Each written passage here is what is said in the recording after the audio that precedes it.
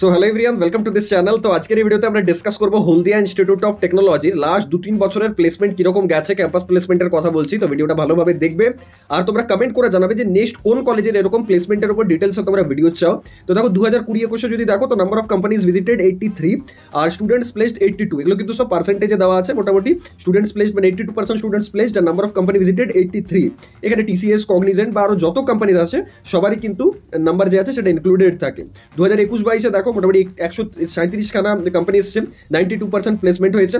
এবার কোভিড ছিল তো 2020-21 তাই হয়তো পরিমাণটা একটু কম। 2022-23 দেখো 152 মানে প্রায় 150খানা কোম্পানি ভিজিট করেছে আর 91% স্টুডেন্টস প্লেসড।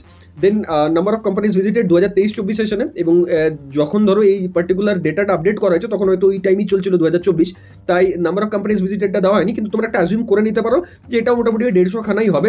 আর টোটাল স্টুডেন্টস প্লেসড সেই মোমেন্টে 89.48 এবং সেটা রানিং প্রায় 90%-এর কাছাকাছি।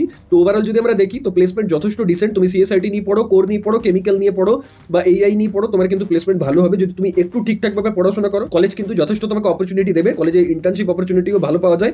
আর একটা অনেক বড় অ্যাডভান্টেজ হচ্ছে কলেজের ফিস। 4 বছরে যে ফিসটা হোস্টেল ফিস বলো বা রেগুলার যে কলেজ ফিস হয় সেটাও কিন্তু যথেষ্ট কম অন্যান্য কলেজের তুলনায়। হোস্টেল ফিস 4 বছরে 1 লাখ, আর কলেজের যে এমনি ফিস সেটা হয়ে যাচ্ছে প্রায় 5.8 লাখের কাছাকাছি। আগে তো 4.8 ছিল, এখন একটু বেড়েছে। তো যদি কলকাতার লোকেশনের বাইরে যেতে তোমার প্রবলেম না থাকে তাহলে হলদিয়া তোমার জন্য একটা আনডাউটেডলি বেটার চয়েস, তোমরা যেতে পারো। আর এরকম নেক্সট কোন কলেজের ভিডিও চাও কমেন্ট করে জানাও, আর এরকম ভিডিওস পাওয়ার জন্য চ্যানেল সাবস্ক্রাইব করে দিও। Thank you.